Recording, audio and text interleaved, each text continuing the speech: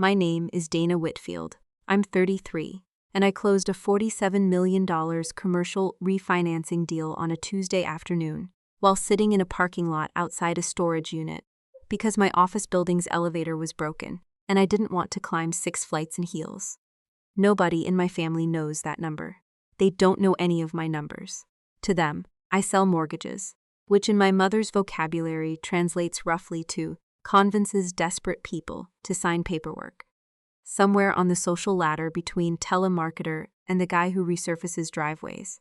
My brother Kyle is a wealth management advisor. That title gets capital letters in my family. Mine doesn't get a title at all. It gets a tone. A slight downward pull at the corner of my mother's mouth whenever someone at church asks what her children do.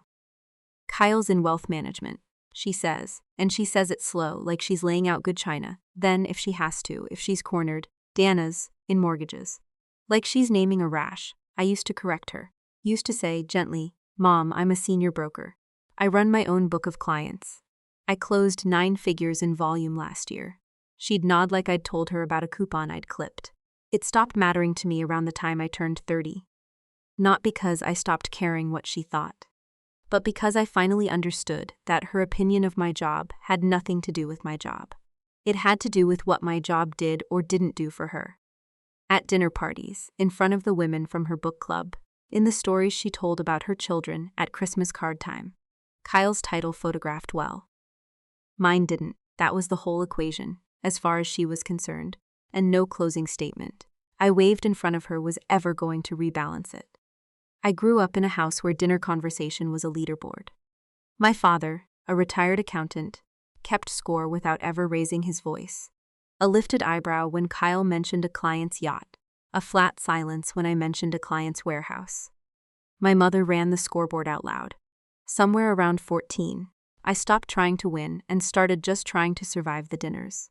By 25, I'd built a career I was proud of specifically, because it was mine, built without their fingerprints on it, built in rooms they never walked into, which is maybe why the phone call hurt in a way I didn't expect, even though some cold, practical part of me had been bracing for it for years. I found out I wasn't invited to Thanksgiving on a Tuesday 17 minutes before a client call. Standing in my kitchen with a mug of coffee going cold in my hand, my mother's name lit up my phone. I almost didn't pick up. I had numbers to run, a rate lock expiring at 3 p.m., a first-time buyer who'd texted me 4 times that morning, already spiraling about his down payment. But it was my mother, and some part of me, even at 33, still picks up for my mother. The way a dog still comes when you rattle the leash, whether or not it wants the walk. "Hi, sweetheart," she said, and I knew immediately. That voice, the one she uses right before she tells you the dog died, or the caterer canceled, or apparently, that your existence has become a liability. "Hey, Mom. I've got a call in 15. What's up? So, listen." A pause. I could hear her moving around her kitchen, the specific clink of her good coffee cups, the ones that only come out for people she's trying to impress. This Thanksgiving is going to be a little different. Different how? I heard her set her coffee cup down. The specific porcelain click of it against the saucer. She only uses the saucers for calls she's rehearsed. Well, Kyle's bringing Vanessa's family, the Hartwells. She said the name the way other people say the Kennedys. You know, her father owns Hartwell Capital Partners. They manage Dana. They manage billions. And they're very, very particular people. Okay, I said. That's nice for Kyle. It's more than nice. It's huge. Vanessa says her father barely comes to family dinners anymore. He's always traveling, and he agreed to come to ours. Do you understand what that means? This is the first time he's meeting us.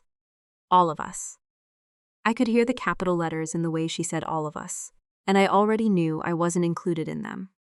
Even though the words technically said otherwise, I stood very still. I already knew where this was going. I'd known, somewhere under my ribs, for about 6 years, since the year my father introduced me at his retirement party as our other one, and then physically turned his shoulder to greet someone else. "Okay," I said carefully. "So it's a bigger dinner. It's an important dinner." My mother's voice tightened, the way it does when she's building toward something she's already decided and just needs me to agree to. "Kyle thinks, and I have to say I agree, that it might be better, Just this once, if it was a smaller, more polished group. For the Hartwells' first time meeting the family, polished. You know what I mean. No, actually, I don't. Say it. There was a silence on the line, the kind that cost something to break. Then she did. Your job, Dana. It's not that we're not proud of you, we are, but mortgages, sweetheart. It's just not the kind of thing that translates well at a table like that. Mr. Hartwell went to Wharton. Vanessa's brother clerked for a federal judge. If someone asks what you do and you say you sell home loans, it's going to sound. She stopped herself. Sound like what, Mom? Small, she said finally. Like the word had been sitting behind her teeth the whole call, waiting for permission. It's going to sound small next to what Kyle's built. And this dinner isn't about you, honey. It's about him. It's the most important night of his year. I need you to understand that and not make it about your feelings. I didn't say anything for a second. Somewhere in my chest, a very quiet, very cold calculation clicked into place. The kind of calculation I make 40 times a day at work. Except this one wasn't about loan-to-value ratios. This one was about me, about the actual dollar figure worth of the thing my family thought I did for a living, measured against the actual dollar figure worth of what I actually did. You there? My mother asked. I'm here, I said. I've got a call. I have to go. Dana? Don't be like this.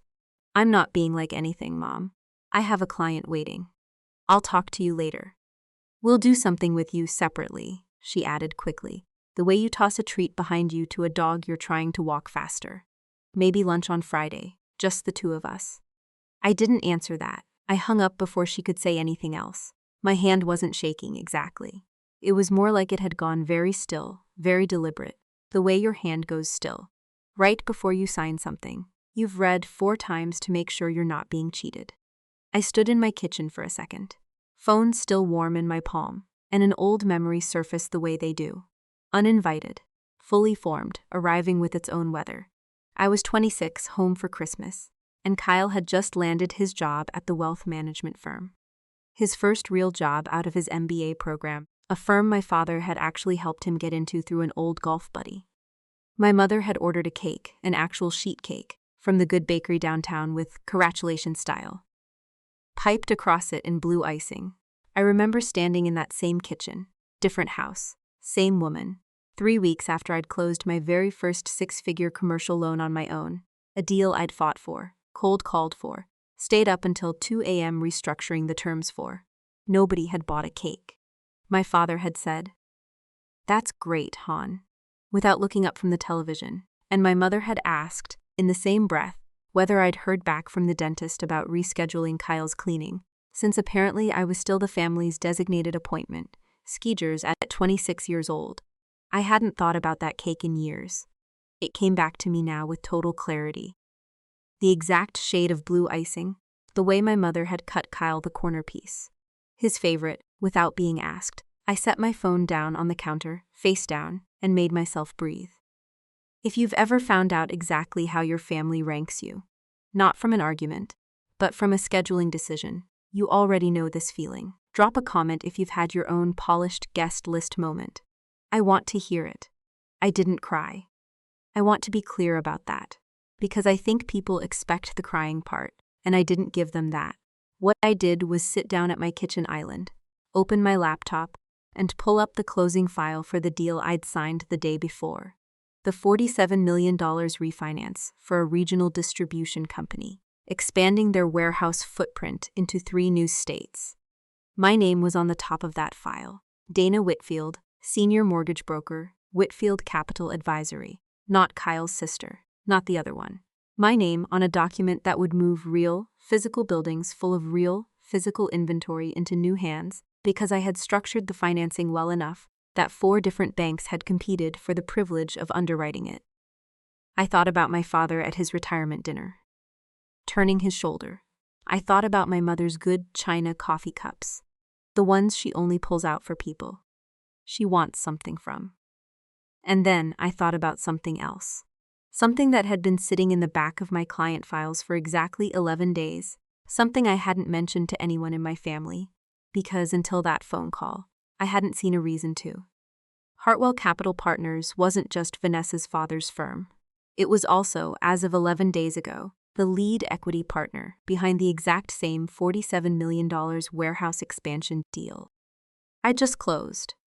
I'd spent the last 3 weeks on conference calls with their acquisitions team, walking through capitalization tables, negotiating covenant terms line by line with a general counsel who didn't like giving ground on anything. I'd sat across a table from a man named Preston Hartwell, Vanessa's uncle. It turned out, though I hadn't clocked the name until just now, sitting in my kitchen with my coffee gone cold, walking him through debt service coverage ratios, while he nodded along, visibly impressed, tapping his pen against a legal pad. Every time I answered a question, he clearly hadn't expected me to answer so cleanly. I remembered the exact moment, 3 days earlier, when he'd stopped the meeting to ask where I'd trained, not out of skepticism, out of the specific respect people give you when they've been quietly testing you and you've quietly passed. I remembered him telling his associate afterward, in a hallway he apparently thought I couldn't hear from, that I was the sharpest broker they'd worked with all year, and the associate laughing and saying something about how the Hartwells didn't usually let brokers that young run point on a deal this size. I had assumed at the time that it was just a compliment to file away. I hadn't known it was a family, not just a firm. I hadn't connected Preston's careful, precise last name to the Hartwells. My mother had just spent 4 minutes reverently pronouncing over the phone, because why would I? In my head, Hartwell Capital Partners was a client. In my mother's head, apparently they were royalty. My mother thought I wasn't polished enough to sit at a table with the Hartwells. The Hartwells had spent the last 3 weeks taking notes when I talked. I closed the laptop, slower than I'd opened it. 15 minutes until my client call. I straightened my blazer in the reflection of the dark screen, and for the first time since the phone rang, I let myself smile. Not a big smile, a small one. The kind you allow yourself when you've just realized you're holding a card. Nobody at the table knows you have, and the game hasn't even started yet. I thought about calling my mother back right then, laying it all out over the phone. Mom, do you know who Preston Hartwell is to me? Do you know whose table I've actually been sitting at for the last 3 weeks? I let the thought sit there, tempting, for about 10 seconds. Then I let it go. Some hands you don't play over the phone. Some hands you save for the table itself. I picked up my phone one more time, not to call my mother back, but to open my calendar and quietly, deliberately, block out the Thursday of Thanksgiving with a single line. Preston Hartwell, Whitfield Capital. Hartwell Partners closing dinner. It wasn't a lie. Preston had mentioned, almost in passing, that the extended family always did a low-key dinner the same week, to celebrate closing quarter. Nothing formal, he'd said. Just family, and a few people they'd worked with. That year they'd actually liked working with. He'd said it the way you say something you don't expect anyone to take you up on. I hadn't taken him up on it either, not seriously, not until 9 minutes ago. Now I opened my email instead, found his last message still sitting at the top of my inbox, and typed 4 lines before I could talk myself out of it. Preston, following up on something you mentioned last week. If the offer's still open, I'd love to join the Thanksgiving dinner you described. Happy to bring anything, or just myself. Let me know. I read it twice, deleted the word happy, decided I did in fact feel happy, put it back and hit send. Then I picked my coffee back up, poured it out in the sink because it had gone cold and bitter. While I wasn't paying attention, poured a fresh cup and sat back down at my laptop with 4 minutes to spare before my client call. Enough time to breathe. Enough time to feel the shape of what had just shifted underneath me. My family thought I wasn't polished enough for their table. They had no idea I already had a seat at a better one. Preston Hartwell wrote back in 11 minutes, Dana, thrilled you're in. Thursday 4 p.m., my place in Greenwich. Bring nothing but your appetite. Looking forward to introducing you to the rest of the family. They've heard plenty about the deal already. I read that line 4 times. They've heard plenty about the deal already. Not about me, specifically. About the deal. About the work. Which was, I realized, sitting there in my kitchen with my second cup of coffee, finally warm in my hands. The first time in longer than I could remember that a family had heard about my work and reacted with anything other than a change of subject. I didn't reply right away. I sat with it. Then I opened a new folder on my desktop and named it with a small private smirk, Thanksgiving. The next 11 days moved in 2 separate tracks, and I got very good, very fast, at keeping them from touching each other. Trant 1 was the deal itself, which didn't slow down just because my personal life had gone sideways. The Hartwell Foods warehouse expansion needed final title work, insurance binders, a revised amortization schedule, after their legal team flagged a rounding error in the prepayment penalty clause. Small stuff, technical stuff, the unglamorous plumbing behind every big number. I spent long nights at my kitchen table with 3 monitors worth of loan documents open. A space heater, humming under the desk, because my apartment's radiator never quite reached that corner. The smell of reheated coffee gone slightly burnt in the carafe I kept forgetting to clean. This was the part of my job nobody in my family ever asked about. Not the closing, not the handshake, but the 100 small corrections that had to be exactly right before either of those things could happen. Track 2 was quieter, and I didn't tell anyone about it. Not my coworkers, not my one close friend from college, not even, for the first 4 days, myself. In the sense that I didn't let myself name what I was actually doing. I was building a file. Not a legal file, nothing dramatic, nothing with a red string and photographs pinned to a corkboard. Just a folder. Old text messages I screenshotted before they could get buried further down the thread. The email my mother had sent 2 Christmases ago, the one with the family newsletter.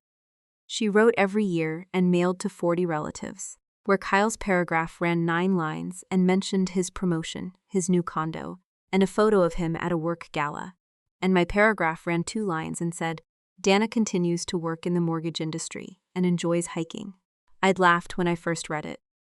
I saved it anyway.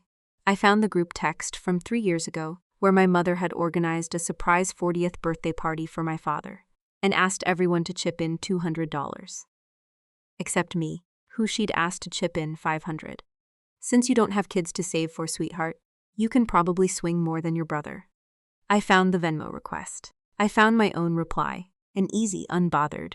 Sure, happy to help, because at the time I hadn't wanted to be the difficult one. I saved the whole thread. I found 3 years of birthday dinners where the restaurant was always Kyle's pick. The toast was always led by my father, and my own birthday, most years, got a phone call and a promise of dinner. Sometime soon that arrived. If it arrived at all 6 or 7 weeks late, none of this was evidence of a crime. I want to be honest about that, because in the moment, sitting at my kitchen table at 11 at night, with my 3rd folder open, it didn't feel like building a case. It felt like doing math. Actual arithmetic.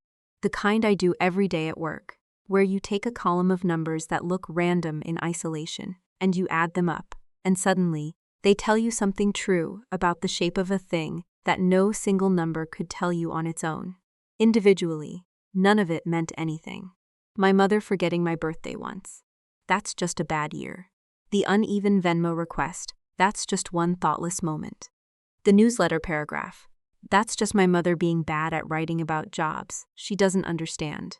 But I wasn't looking at any of it individually anymore. I was looking at the total. If you've ever gone back through old messages just to see if the way your family treats you was really as consistent as it felt, and found out it was actually worse, drop a comment. I want to know I'm not the only one who did the math. On day 4, I drove out to my parents' house for what was supposed to be an ordinary Sunday dinner. The kind we still had every few weeks. The kind that existed in a strange truce zone, separate from the Thanksgiving conversation, as if nobody had brought it up at all. Nobody had. That was its own kind of arithmetic. My mother made her pot roast, the one dish she's genuinely excellent at, and for about 40 minutes it was almost normal. My father asking about my drive. My mother complaining about a neighbor's fence. The 3 of us falling into old, comfortable grooves. The way families do when they're not actively litigating anything. Then, Kyle showed up 20 minutes late, still in a suit, talking before he'd even taken his coat off about a client who'd just rolled over a 7-figure portfolio into his book. 7 figures, my mother repeated, setting down her fork like the number itself needed a moment of silence. Richard, did you hear that? 7 figures, in one meeting. My father, who I have watched, read the same 3 sentences of the newspaper for 90 seconds, without turning the page, looked up immediately. That's fantastic, son. That's the kind of client relationship that builds a whole career. I sat there with a forkful of pot roast halfway to my mouth and thought, with a strange, detached clarity. I closed $47 million 11 days ago, and nobody at this table asked me a single question about my week. I didn't say it out loud. That's important. I want to be honest about that too. I wasn't there gathering ammunition to detonate at the dinner table. Not yet. I was still, in that moment, just a daughter eating pot roast, absorbing one more data point into a column that was getting very long. "How's work, Dana?" my mother asked, eventually. "The way you remember to water a plant you've been ignoring." "It's good," I said. "Busy. Closed a big deal recently." "That's nice," she said, already turning back to Kyle. "Kyle, tell your father about the trip Vanessa's planning for New Year's." I finished my pot roast. I didn't say anything else about the deal.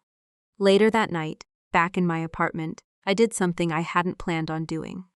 I pulled up the closing statement for the Hartwell Foods deal. The real one. The actual signed document with actual signatures on it. Preston Hartwell's name in blue ink, 2 lines above mine. And I printed it. Just one copy. I don't know why I needed a physical copy. There was nothing practical about it. I think some part of me wanted to hold something solid, something with weight and paper texture, that proved the version of events happening in my actual life, as opposed to the version my family had decided was true. I put it in a manila folder. I wrote nothing on the tab. I put the folder in the bottom drawer of my desk, under a stack of old tax documents, not because I was hiding it exactly, but because I wasn't ready yet for it to be something anyone else could stumble onto by accident. It needed to stay mine a little longer. I want to explain the difference, because it matters. I wasn't planning revenge. Revenge implies a plan, a timeline, a moment you're counting down to with your arms crossed. What I was doing was quieter than that, and in some ways stranger. I was simply refusing, for the first time in my adult life, to let my family's version of me be the only version that existed on paper. If they wanted to write me 2 lines in a family newsletter, fine. But somewhere in a folder in my own desk drawer, there would exist an accurate account. $47 million. My name on it. Nobody could revise that out of existence. No matter how good my mother was at editing. The days kept moving. Track 1, the actual closing, hit its final stride. I flew to Chicago for 2 days to sit across from the warehouse company's ownership group and walk them through the final funding mechanics. Personally, something I insisted on doing myself rather than delegating, because I'd learned early in my career that the people who show up for the boring parts are the people clients remember. I stood in a conference room on the 11th floor of a building overlooking the river, wearing the navy blazer I saved for closings, watching 4 men twice my age nod along, as I explained subordination clauses without once needing to check my notes. Afterward, the CEO shook my hand and said, "Dana, I've closed 6 of these in my career, and you ran the tightest process of any broker I've worked with." I said thank you, and meant it, and felt something settle in my chest that had nothing to do with my family at all. The simple, uncomplicated satisfaction of being good at something and having someone notice. That was track 1 clean, professional. Entirely mine. Track 2 got quieter and stranger the closer Thanksgiving got. I found myself, almost without meaning to, cataloging new evidence in real time, instead of just excavating old evidence from the past. My mother texted the family group chat a seating chart for Thanksgiving, an actual diagram, with names in boxes, and I noticed, with the same cold clarity as the pot roast dinner, that my name wasn't anywhere on it, not even in the if she comes category. Because as far as the chart was concerned, I simply didn't exist that day I screenshotted it. I didn't send anything back to the group chat. I just added the screenshot to the folder, right below the printed closing statement. 2 documents that had nothing to do with each other, except that together, they told the whole story better than either one could alone.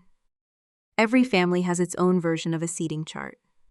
Sometimes literal, sometimes just the quiet math of who gets asked and who gets assumed. If you've ever seen your own name missing from one, you already know exactly what this feels like. Keep watching. The arithmetic isn't done yet. 3 nights before Thanksgiving, I called Preston Hartwell directly, ostensibly to confirm the time and ask what I could bring, but really, if I'm honest with myself, because some part of me needed to hear a voice from that side of the equation before I walked into Thursday. "Wine's fine, or don't bring anything at all," he said, easy and warm in a way. My own father hadn't sounded talking to me in longer than I wanted to think about. "Honestly, Dana, half the reason I wanted you there is selfish. My brother-in-law is going to be there, and the man does not stop talking about football unless there's someone in the room who can talk shop with me for 20 minutes. You'll be doing me a favor." I laughed, actually laughed, standing in my kitchen with the phone against my ear, happy to be useful. "You've been more than useful," he said, and something in his voice shifted, got a degree more serious. "That deal you ran for us. I've been doing this 30 years, and I don't say this to just anybody. You made a complicated, ugly transaction look simple. That's rare. I hope your firm knows what they have." I didn't say anything for a second, because I was busy making sure my voice would hold steady before I used it. "Thank you, Preston. That means a lot. See you Thursday," he said. "Bring your appetite, like I said. We do this dinner properly." I hung up and stood very still in my kitchen, for a long moment, the same kitchen, where, 11 days earlier, my mother's voice had told me I wasn't polished enough for a table like that. I thought about the folder in my desk drawer. I thought about the seating chart with my name missing from it. I thought about Preston Hartwell's voice, easy and certain, telling me they do this dinner properly, and inviting me like it had never once occurred to him that I might not belong there. I opened the folder one more time before bed, not to add anything, just to look at it. The closing statement, the screenshot of the seating chart, the old Venmo request, the 2-line newsletter paragraph, 3 years of birthday dinners. Nobody remembered to plan on time. The arithmetic was almost finished. I could feel it, the way you can feel a spreadsheet closing in on a final number before you've actually hit the last formula. That specific, quiet certainty of watching a sum arrive at itself. I closed the laptop, turned off the kitchen light, and went to bed early, because Thursday was going to require every bit of steadiness I had. Thanksgiving morning, I woke up before my alarm, which never happens, and lay in bed for a few minutes, just listening to my own heartbeat settle into something steady. I didn't call my mother. She didn't call me. That silence itself was its own small, specific data point. The kind I'd gotten fluent in reading over the last 2 weeks. No "have a good day, sweetheart." No "sorry you're not with us." Not even a perfunctory text. Just 11 days of quiet erasure, completing itself on schedule, the way a scheduled wire transfer clears, without anyone needing to check on it. I got up, made coffee, and spent the morning, the way I spend the morning, before any big closing. Not frantic, not rehearsing speeches in the mirror, just methodically getting myself ready.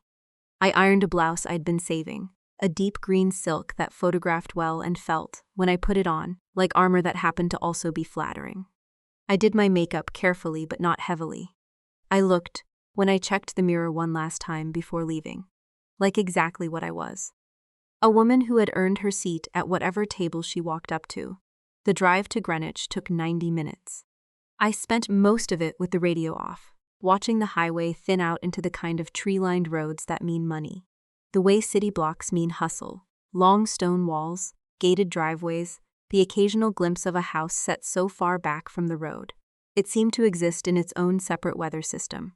Preston's house, when I finally found the driveway, wasn't ostentatious. That surprised me a little. No columns, no circular drive with a fountain. Just a handsome old stone farmhouse with warm light, already spilling out of every window, smoke curling from 2 different chimneys, cars parked in a loose, easy row along the gravel like people who trusted each other not to block anyone in. I sat in my car for a moment before getting out. Not from nerves, exactly. More like the specific pause you take before stepping into water. You know is going to be a different temperature than you're braced for. Then I got out, smoothed my blouse and walked up to the door. Preston answered it himself, which told me something about the kind of house this was. He was warmer in person than even his easy phone voice had suggested. Tall, silver-haired, wearing a cable-knit sweater instead of a suit, looking for all the world like a man who'd been genuinely looking forward to this dinner, rather than performing hospitality for a business contact. "Dana Whitfield," he said, like he was announcing me, and pulled me into a handshake that turned halfway into a hug. Come in, come in. Everyone, this is the woman I've been telling you about. The woman I've been telling you about.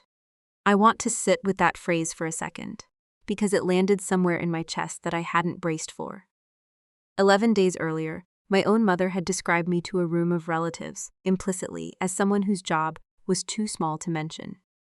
And here was a man I'd known for 3 weeks, introducing me to his entire extended family, as someone he'd apparently already spent real time talking about. The house was full. 20, maybe 25 people, spread across a great room with a fire going and a long table already half set in the dining room beyond it. Preston walked me through introductions, I only half absorbed in the moment.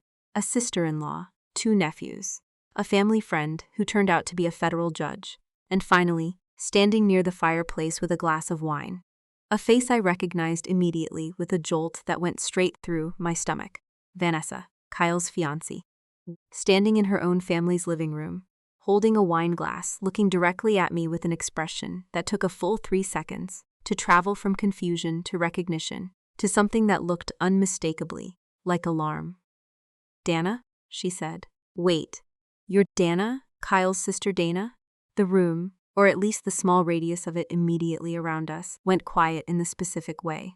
Rooms go quiet when they sense a plot twist has just landed and haven't yet worked out its shape. "That's me," I said, keeping my voice even, pleasant, doing absolutely nothing to soften the collision that was clearly about to happen. "It's nice to actually meet you, Vanessa.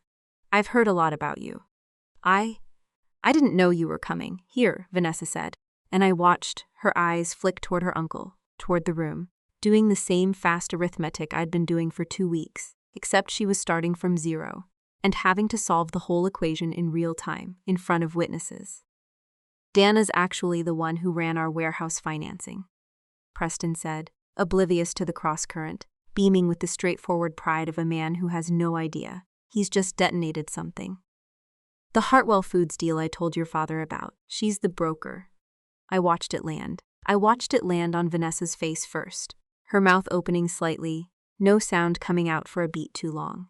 And then, because the universe apparently has a sense of pacing, I watched it land a second time, worse, when a voice I knew better than almost any other voice on earth said, from somewhere near the dining room doorway, "Dana?" Mother was standing there in a dress I recognized, holding a serving spoon she'd clearly brought from home, her face doing something I had genuinely never seen it do before. A full, undisguised, public collapse of composure.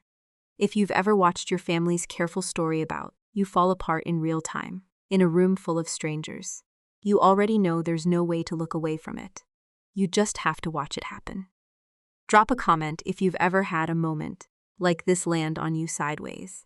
For a second, nobody said anything. My father appeared behind my mother in the doorway, saw me, and went the particular shade of pale that men go when they realize a social disaster is unfolding faster than they can process it. Kyle came around the corner, a beat later, a beer in hand, wearing the relaxed, holiday loose posture of a man who had no idea his whole afternoon was about to reorganize itself. "Dana," he said, easy, oblivious, the way he'd been oblivious to almost everything that had ever happened to me. "What are you?" Then he saw our mother's face. Then he saw Vanessa's face. Then visibly something clicked, and his expression shifted into the specific panic of a man, realizing 2 separate rooms of his life had just been shoved into the same doorway without his permission. "I was invited," I said simply, into the silence, keeping my voice level, almost gentle.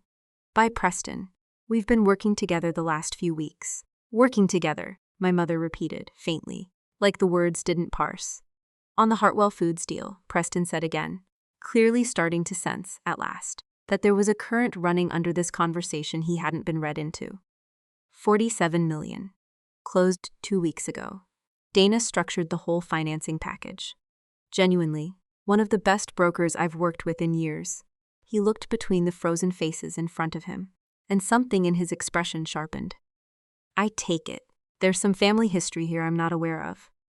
Nobody answered him right away. I felt something in my chest that I can only describe as arithmetic completing itself. The exact sensation of watching a long column of numbers you've been adding up for years finally resolve into a single undeniable total. I wasn't angry. not in the loud way I might have expected. I wasn't scrambling for validation, the way some earlier version of me might have, hoping this moment would finally make my mother see me the way I wanted to be seen. That want the old, familiar ache of, please notice what I've built, had simply gone quiet, replaced by something colder and clearer. I understood, standing in that doorway, with total and almost peaceful certainty, that I had never actually been treated like a daughter in that family. I had been treated like infrastructure, reliably present, useful when needed, invisible the rest of the time, never once expected to have a story of my own that mattered as much as the story being told about my brother. Infrastructure doesn't get invited to the party. Infrastructure keeps the lights on. For the party quietly in the background, and is thanked, if it's thanked at all, in passing. I looked at my mother. She looked, for the first time in my entire life, like she didn't know what to say to me. You should probably explain the seating chart, Mom, I said quietly, not cruel, just true. Since apparently my name wasn't on it, because you didn't think I'd be at any table today. Preston's wife appeared at his elbow, took in the scene with the fast, practical assessment of a woman who has hosted enough holidays to recognize a live wire when she sees one, and said smoothly, well, dinner's in 20 minutes, and I, for one, am not letting a family drama ruin my turkey. Everyone, drinks in the living room. Dana, come tell me everything about this deal, because Preston has genuinely not stopped talking about it. She took my arm, gently but with real intention, and steered me away from the doorway, away from my parents' stricken faces, away from Kyle's slow-dawning horror and Vanessa's mortified silence, and into the warm, unbothered center of a family that had, as far as I could tell, done absolutely nothing to earn the right to make me feel this welcome except simply choose to. I glanced back once, over my shoulder, at my mother still standing frozen in the doorway with a serving spoon in her hand, and my father beside her, and Kyle behind them both, none of them moving, none of them speaking, all three of them watching me walk deeper into a house they hadn't known I had any claim to. I felt, for the first time in longer than I could remember, entirely unbothered by their silence. The arithmetic was done. I already knew the total. I didn't need them to agree with it anymore. My parents didn't invite me to Thanksgiving because my job would embarrass my brother number. Chapter 4, The Reveal. Dinner went on around me. The way dinner does when half a room has decided not to acknowledge what just happened in a doorway, which is to say, loudly, determinedly, with everyone talking slightly too fast. I sat between Preston's wife, whose name I learned was Caroline, and a nephew named Owen, who wanted to talk about warehouse zoning regulations with an enthusiasm I found genuinely endearing. My parents sat at the far end of the table, close to Kyle and Vanessa, in the exact configuration I imagined my mother had planned weeks earlier. Except now there was an empty fifth chair beside them, where I was supposed to have not existed, and instead I sat 12 feet away, laughing at something Owen said about a permit dispute, while my mother picked at her plate and said almost nothing for the better part of an hour. I watched her.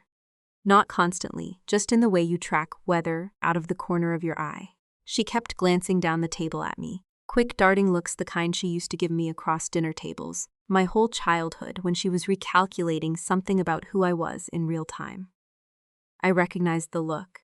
I'd just never before been the one who got to sit comfortably through it while she squirmed. My jaw didn't tighten anymore. That surprised me more than almost anything else that night.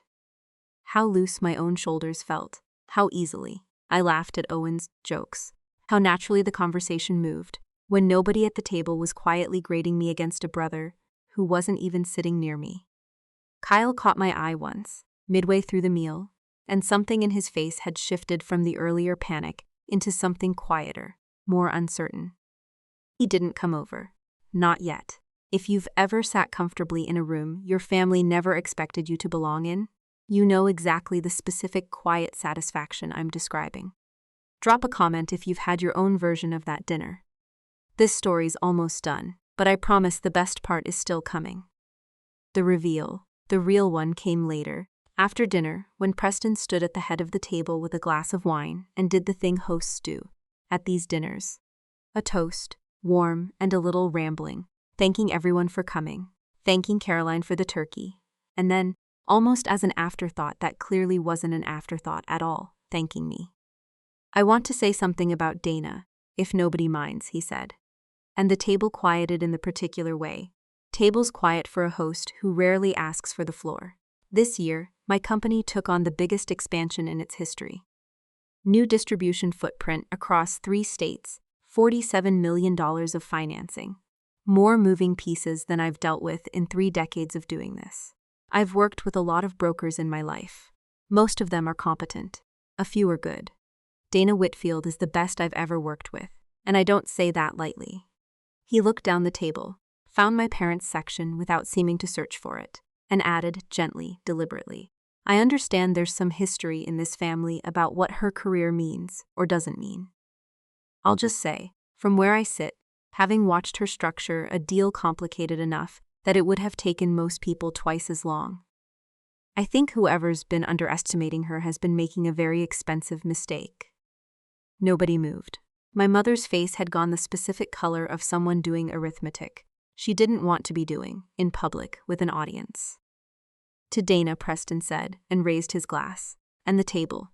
20-some people, who'd known me for exactly one Thanksgiving dinner, raised their glasses with him. Warm, genuine, entirely unbothered by the fact that my own family sat frozen at the far end of the table. Glasses untouched. I didn't say anything grand in that moment. I just said, "Thank you, Preston. That means more than you know." And let the toast finish, let the conversation move on. Let the room absorb the truth the way rooms do, quietly, without needing anyone's permission to believe it. My mother found me an hour later, in the kitchen, where I'd gone to help Caroline with dishes, because staying busy with my hands has always been easier for me than sitting still with my thoughts. "Can we talk?" she said, standing in the doorway with the same posture she'd had 2 weeks earlier on the phone, except the brightness was gone now, replaced by something smaller and more uncertain than I'd ever seen from her. I set down the dish towel. "Sure." We stepped out onto Caroline's back porch, cold enough that our breath fogged. The party's warm noise muffled behind the glass door. My mother wrapped her arms around herself and didn't say anything for a long moment, and I let the silence sit there because for once I wasn't going to be the one who rushed to fill it. "I didn't know," she said finally, "about the deal, about any of it. I want you to know that." "I know you didn't know," I said. "That's not really the problem, Mama." "Then what is?" I looked at her, really looked, the way I hadn't let myself look at my mother in years, because it had always been easier to look past her than to actually see the whole shape of what she was. "The problem is, you didn't need to know about the deal to decide I wasn't polished enough for that table." "You'd already decided that a long time ago, Mom. The deal just made it impossible for you to keep pretending your decision made sense." She flinched, small at the word pretending.